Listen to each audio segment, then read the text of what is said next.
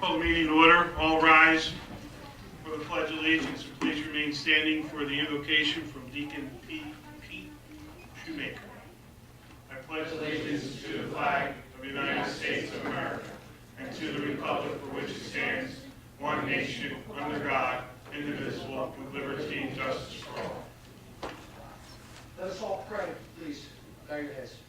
No, I just have a question. Gracious Heavenly Father, King of the universe, hear our prayers this evening, Lord, to be able to ask your blessing on this conclave. Enable our hearts to be open to your call, our eyes open to be able to see the needs of others, our ears open to not just hear, Lord, but to understand. We thank you and praise you for your glory, especially this time of year where we celebrate the birth of your Son.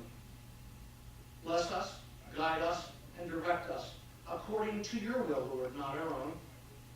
And continue to bless our lives, our labor, our family, and our community, and all who work for the service of this community. We are grateful. We ask this and all that we're about in your precious name, and we all say, amen.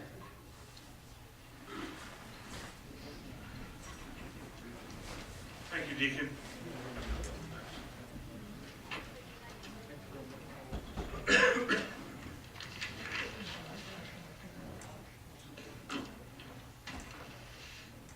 regular meeting of the Township Council is being held in accordance with the scheduled meetings of the Township Council established and adopted by the Township Council, which schedule designated time, date, and place of this meeting.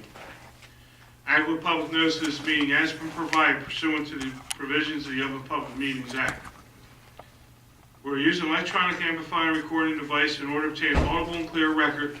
We request all those wishing to speak be recognized and state your name and address directly into the microphone.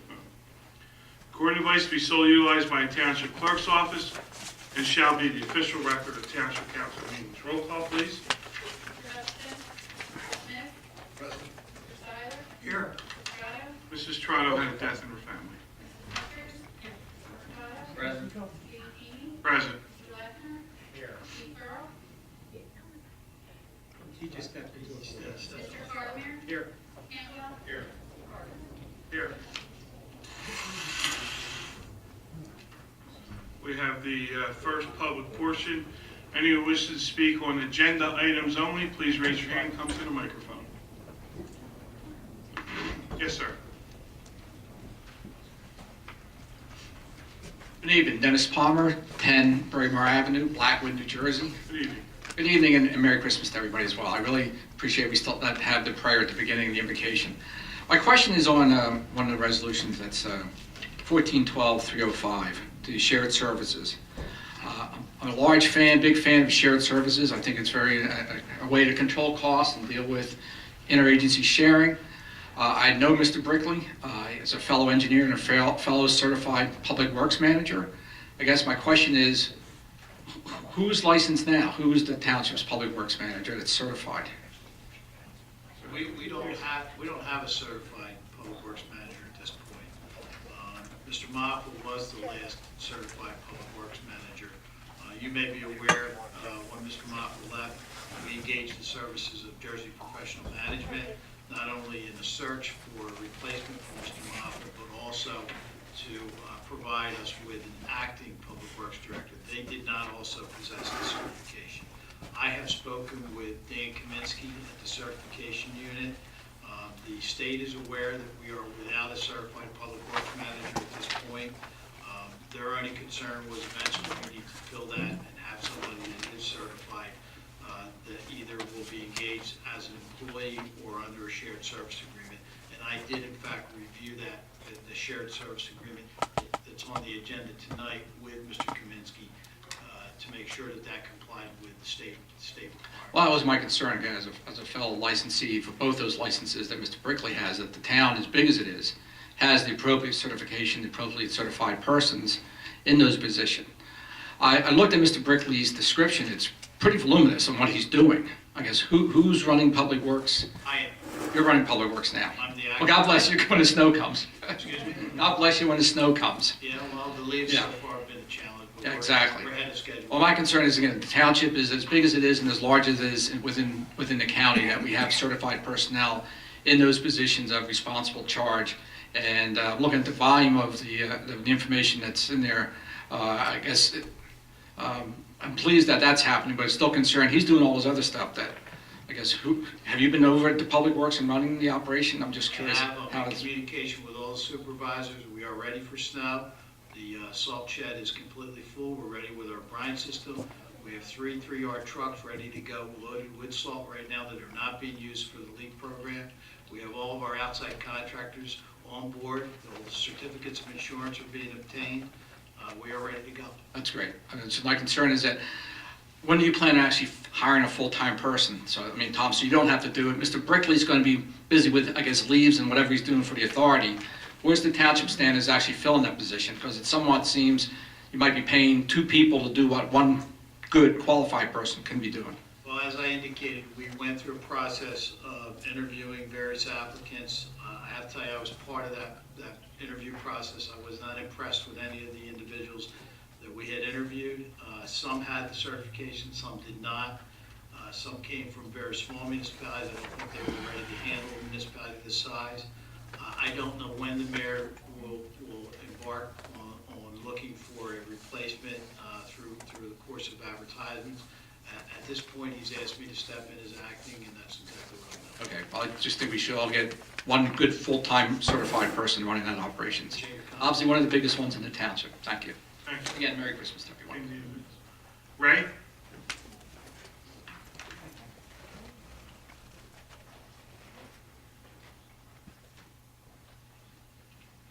Good evening, Council. Ray Polder, Ariel. Also, I'd like to take the opportunity to wish you all Merry Christmas. And also, once again, thank you for leading off our meeting with a prayer. We've missed it for a little while. One of the items that, actually, let me follow up on Mr. Palmer's question. What is the significance with the shared service agreement with the MUA? What part are they taking in that shared service agreement? They have engaged Mr. Brickley as their certified person. Again, I've reviewed their circumstances with the state, specifically with Dan Kaminsky from the certification unit. I explained to Mr. Kaminsky that they've engaged him as their certified person. I believe they're paying him on their payroll. And so I proposed to him that we'd enter in a shared service agreement, whereas we would make payment to the MUA, and the MUA would pay Mr. Brickley. Okay, so it's a financial shared service only. Correct. It qualifies for a shared service agreement. Okay, thank you. One of the items missing on the agenda tonight was something that we were going to be speaking on tonight, was the recertification by Remington and Vernick on red light cameras. It's not on the agenda, and before the agenda, we go through that agenda, I'm curious to see what the status of that is. And Well, Ray, we asked our solicitor to check with the prosecutor and get information for us, which he shared with us at the workshop. And at the workshop, I'm going to let Mr. Carlemere discuss what he shared. But at the workshop, it was then, through discussion, the council decided to not take any action, obviously, and to continue, let R&V continue to go with certifying those cameras. And Yep. Dave, you want to talk about what the prosecutor said? I reached out to the prosecutor and had a lengthy conversation with him. I explained to him the set of facts, and he's well aware of the statute as I was, as far as the requirement for the certification for time every 6 months. I explained to him the circumstances and the concern that was brought up at the council meeting. He shared the same opinion I had, that we have to be cautious because if you do not certify this round, tickets that are pending, defense attorneys can use the lack of certification to defeat those tickets, and also the tickets that have been found guilty, he feels the door can be open for some attorney to initiate a class action to overturn those tickets, because you're now unable to certify the accuracy of the time. He felt it was more beneficial for the town to go forward with the certification, and from a prosecutor's point of view, that was his comment. I shared that with counsel as they instructed me to do for the prior meetings. So my question is, what is the date that, well, actually, you are supposed to finalize that tonight, correct? Well, that resolution, as I understand, was already approved to allow Remington and Vernick at $1,200, I believe it was, to go forward. It wasn't a resolution, it was by straw. By straw poll, because he's the township engineer, to proceed with that. But then we asked him to hold until this report came in, because now the state, as you know, is voiding that. So the condition was that I give the report at the work agenda, and during the work agenda, it was my understanding the council was not going to take action to rescind the resolution, so the resolution stands. It wasn't a resolution to rescind the straw vote. Straw vote. All right, so what action are you taking tonight as promised? We're not taking any action, because there is no action to be taken.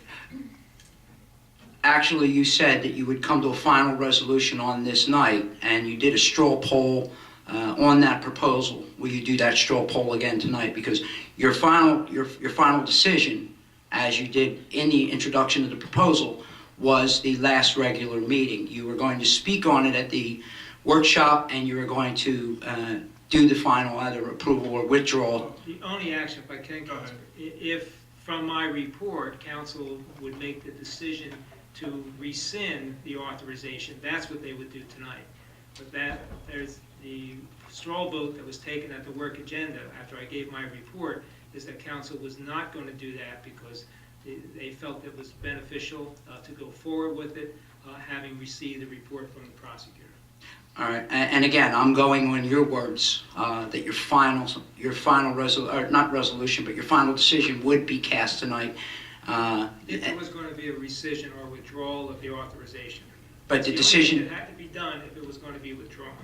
so the decision was literally made at the workshop as opposed to, The decision was made at the prior council meeting. The report was given at the workshop. If the report given changed any council member's mind, then at this meeting, they would have withdrawn the authorization. But at the work agenda meeting, the comment and the straw poll to council members was that no one was going to withdraw based on the report given by the prosecutor. and again, I'm not going to mince words with you, I just do have to hold you accountable for what you said at the last regular meeting, that your final decision was going to be made on the 8th, and that would have allowed at least folks to be able to continue the conversation. Even pro or con, whatever your decision was made, Mr. Bianchini, your words were, quote unquote, will make the final decision on the 8th. But it looks like that had been taken out of that hands for discussion. And again, it was a straw poll that had you discuss it last time and nothing again at this meeting. And it at least allowed for the opportunity for the public to partake in that discussion again, as you had, quote unquote, said the final decision will be made on the 8th. Yeah, if we were going to rescind, and I don't know the exact words, Ray, but I have it on audio if you would like. That's fine, Ray. And I would just tell you that at the discussion at the workshop, we heard the police chief, the prior meeting, with his opinion, the prosecutor came back via our counsel and had basically the same report given to us. So in my mind, it was, we were not going to change what we authorized prior to this meeting. And so therefore, we stand behind the straw poll or the straw vote that took place at that meeting prior to this.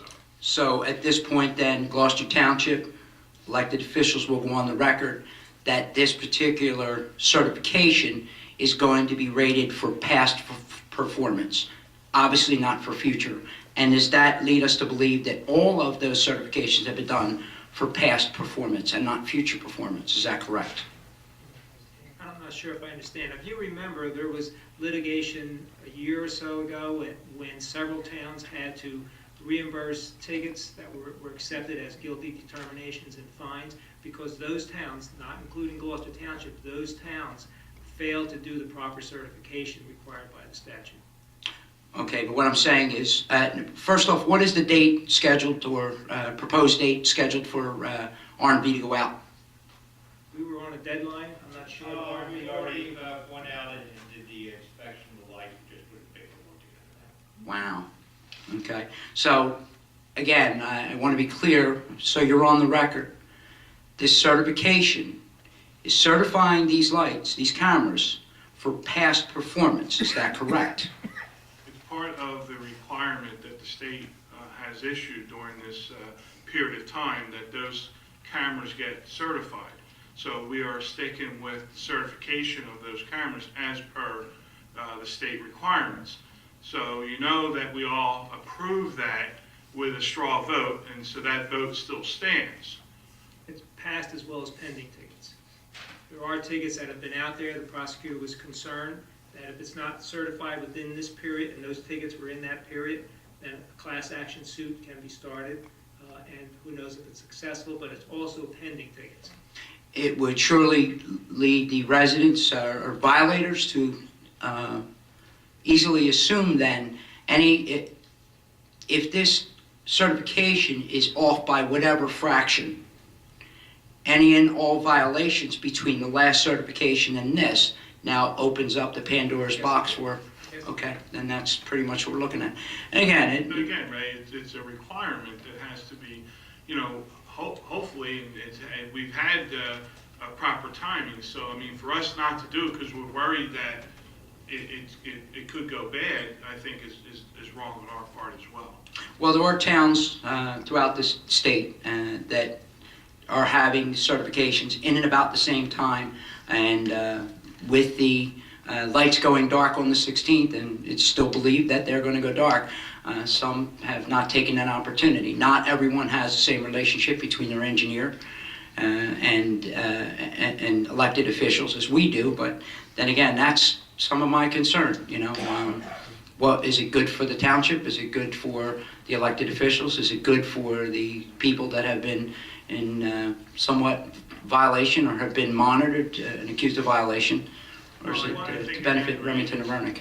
It's two of our professionals, the chief of our police staff and the prosecutor, who is the professional that came with the same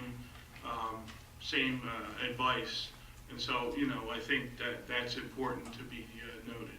Prosecutor did ask the cost. I told him it was around $1,200 to do the certification. His comment was, well, there could be several thousands and thousands of dollars at risk in fines that have already been collected or that could be for violations. So you have to balance it.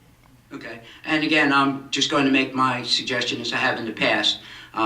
With the red light cameras going dark and the feeling that the red light cameras were used as a matter of safety, and with the fact that they are going dark on the 16th, maybe we would consider, and the chief may want to weigh in on this, maybe making that intersection no turn on red when children are present. We're very close to a school, and it's a school crossing area. It might benefit us in a safety fashion to make that intersection no turn on red when children are present, something we might want to think about. Thanks, Ray. I'll, Thank you. Let the chief make that decision. Public hearing is due. Anyone else? Yes. Join.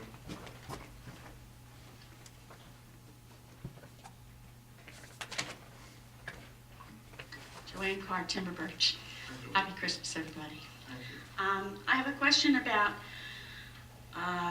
Resolution 14-12-309, about we're having snow removal, and we have various contractors.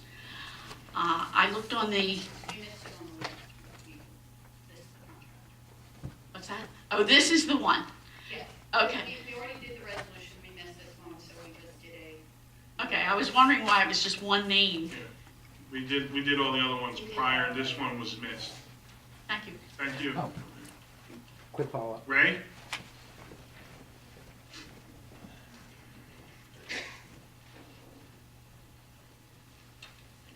So Eric Palladoro, Ariel, I'm tired of hearing myself too, so I feel your pain. The 4 Chevy Volts, who are they for? What are they going to do? And why are we paying so much for them? Tom, you want to explain?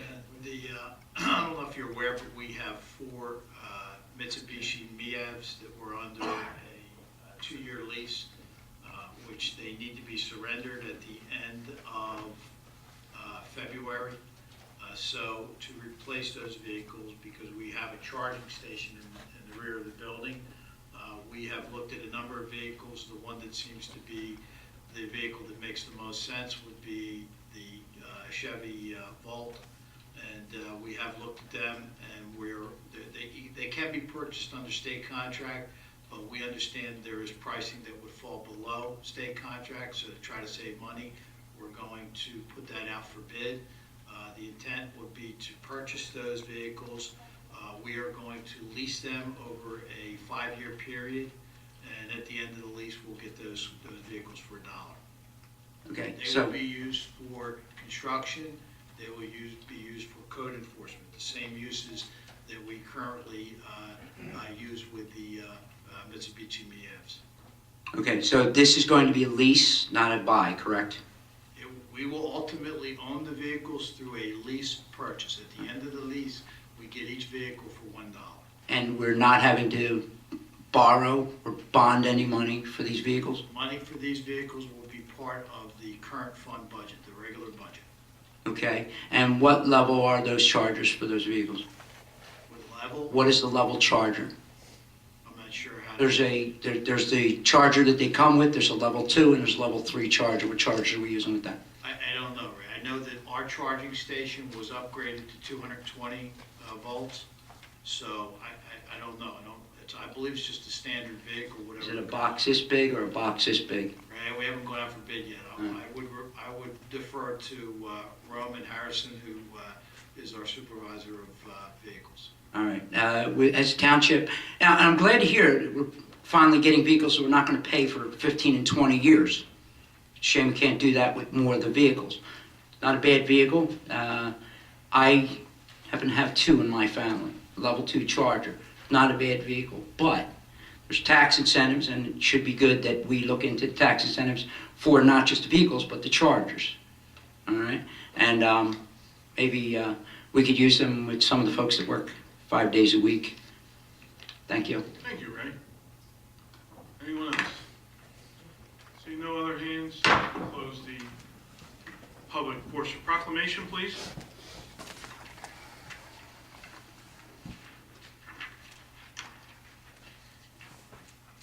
Whereas radon is a naturally occurring radioactive gas that is the second leading cause of lung cancer, causing as many as 500 lung cancers annually in New Jersey. Whereas elevated radon levels are found in many homes because of serious health threats to families residing in these homes. Whereas any home may have high levels of radon, even if neighboring homes do not. And whereas radon testing is easy and inexpensive,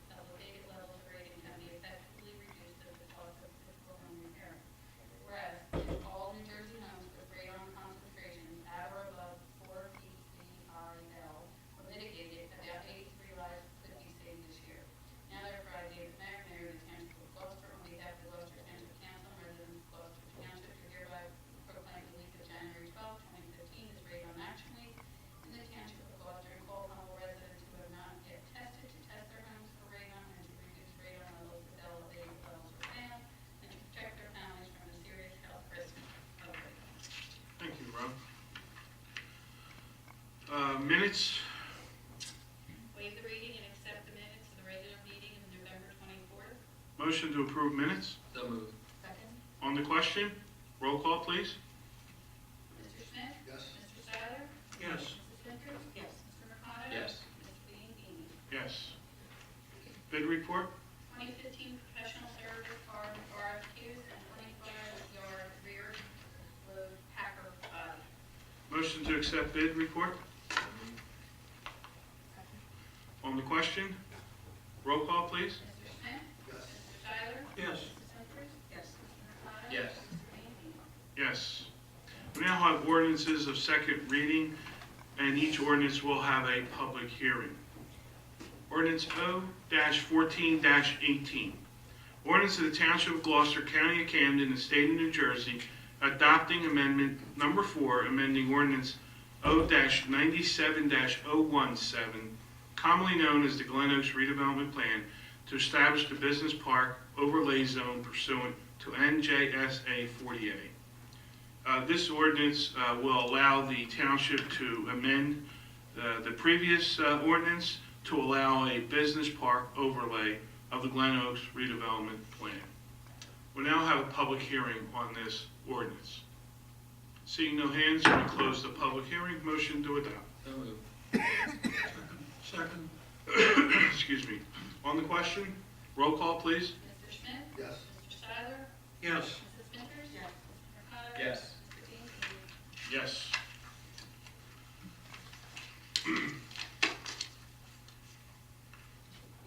Ordinance O-14-20. Ordinance authorizing execution of tax abatement agreement between the Township of Gloucester and Comprehensive Property Management, LLC, for premises block 18404, Lot 5. As this title states, this ordinance authorizes a tax abatement agreement between the Township of Gloucester and Comprehensive Property Management. Chuck, will you want to add anything to that, please? No, this is just an office building on Cross Keys Road. As I said last meeting, it's between Acme and the Chicago Road. This little building, it's a medical office actually, that they're using most of it for right now. Thank you, Chuck. We now have a public hearing on this ordinance. Yes, Joanne?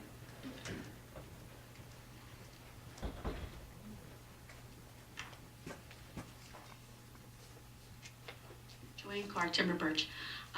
This is basically a question about this one and the next one. I want to understand how the tax abatement works. It says first year they don't pay anything, second is 30, 50, 70, and 90. I'm wondering where those percentages that are collected go. Are they proportionately sent to the different things on our tax bill? The fire department, the county, the school, the township, or? I'll let Chuck explain that, Joanne. No, as the way the small procedure is set up, we phase it as a pilot account, it's not a tax bill account. Tax bill, they do get the money for the lane, and that goes to all the different entities on there. But the pilot one is sent directly to the township. The township bills for them, they collect it, it's almost like a service charge, so to speak, and it goes directly into the township. Okay. Okay, thank you. Okay, Joanne. Anyone else? Seeing no other hands, we close the public hearing. Motion to adopt. Second. On the question, roll call? Mr. Smith? Yes. Mr. Seiler? Yes. Mrs. Winters? Mr. Mercado? Yes. Mr. Ianquini? Yes.